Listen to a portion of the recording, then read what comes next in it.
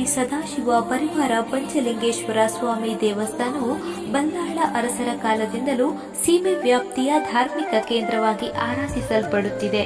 ಕ್ಷೇತ್ರದಿಂದ 4 ಕಿಲೋಮೀಟರ್ ದೂರದ ಬಂಟಮಲೆ ಎಂಬಲ್ಲಿ ಸದಾಶಿವ ದೇವರು ಲಿಂಗರೂಪಿಯಾಗಿ ಆರಾಧಿಸಲ್ಪಡುತ್ತಿದ್ದು, ಆ ಸ್ಥಳದಲ್ಲಿ ಕೆರೆಯ ಹಾಗೂ ಗುಡಿಯ ಗುರುತುಗಳಿವೆ. ಕ್ಷೇತ್ರದ ಜಾತ್ರೆ ಸಂದರ್ಭ ಆ ಕೆರೆಯಿಂದ ನೀರು ತಂದು ದೇವರಿಗೆ ಅಭಿಷೇಕ ಮಾಡುವ ಸಂಪ್ರದಾಯವಿದೆ.